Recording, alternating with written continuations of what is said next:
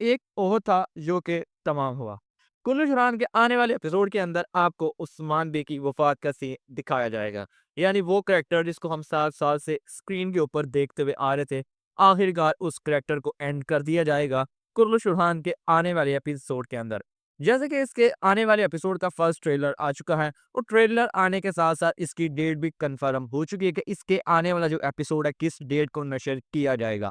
और ये बेसिकली सारे का सारा ट्रेलर उस्मान बे की वफ़ात के सीन के ऊपर ही बनाया गया था, जिसके अंदर ये चीज़ दिखाई जाती है ट्रेलर के अंदर कि उस्मान बे की वफ़ात हो चुकी है और उसके बाद अलाउद्दीन बे, उरहान बे, मालूम खातून और दीगर इनके जितने भी सिपाही होते हैं, काफ़ी ज़्यादा गमगीन होते हैं इस लम्हे के बाद। और बाद में उस्मान बे की वफ़ात का सीन दिखाया जाता है। साथ ही उनके जनाज़े का भी 1-2 सीन देखने को मिल गया इसी ट्रेलर के अंदर। यानी आने वाला एपिसोड काफ़ी ज़्यादा गमगीन हो सकता है उस्मान बे के फैन्स के लिए। तो दूसरी तरफ यहाँ पर एक और सवाल पैदा भी होता है, जैसे कि उस्मान बे की वफ़ात को लेकर काफ़ी ज़्यादा इख्तलाफ़ात हैं। यानी लेकिन ज़्यादातर लोगों का यही मानना है कि उस्मान बे की वफ़ात बूरसा की फ़तह से कुछ देर पहले हुई थी। यानी 1326 के अंदर ही उस्मान बे की वफ़ात हुई थी और 1326 के अंदर ही बूरसा की फ़तह भी हो गई थी। जैसा कि उस्मान बे ने वसीयत की थी उरहान बे को कि मैं जब इस दुनिया से चला जाऊँ तो मुझे ये बूरसा की इस जगह पर दफन किया जाए। जैसा कि पिछले ही एपिसोड के अंदर वो सीन भी हमें दिखाया गया। अगर ऐसा होता है और अगर बुज़दाक हिस्ट्री को लेकर चलता है, जैसा कि हिस्ट्री में हुआ था, तो फिर तो बूरसा की फ़तह बहुत ही करीब है।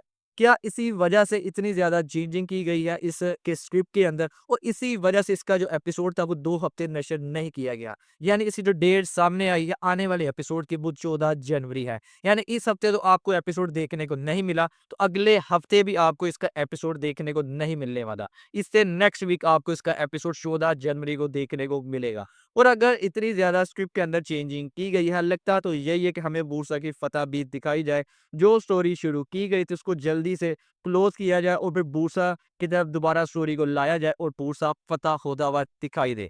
अब ये तो सारे का सारा बुज़दाक के ऊपर ही डिपेंड करता है कि वो क्या करता है, क्या हमें हिस्ट्री की चीज़ दिखाता है या इसके साथ भी वो खिलवाड़ करता है। तो दूसरी तरफ इसी ट्रेलर के अंदर हमें 2 और सीन भी देखने को मिले, जिसके अंदर एक सीन के अंदर अलाउद्दीन, फातिमा खातून और जो हलीमा खातून होती है वो किसी गिरजाघर के अंदर हमला करते हुए दिखाई दे रहे हैं। यानी वो नाइट टेम्पलर्स को मारते हुए दिखाई दी है। तो दूसरे सीन के अंदर अस्पुरज़ा खातून बुरहान बे से ये बात कर रही थी कि हम दोनों मिलकर नाइट टेम्पलर का खात्मा करते हैं और बूसा को उनसे आज़ाद करवा लेते हैं। लेकिन इसके बाद बूसा हमारे ही कंट्रोल में रहेगा, लेकिन सारे खजाने का कंट्रोल तुम्हारे हाथ में होगा।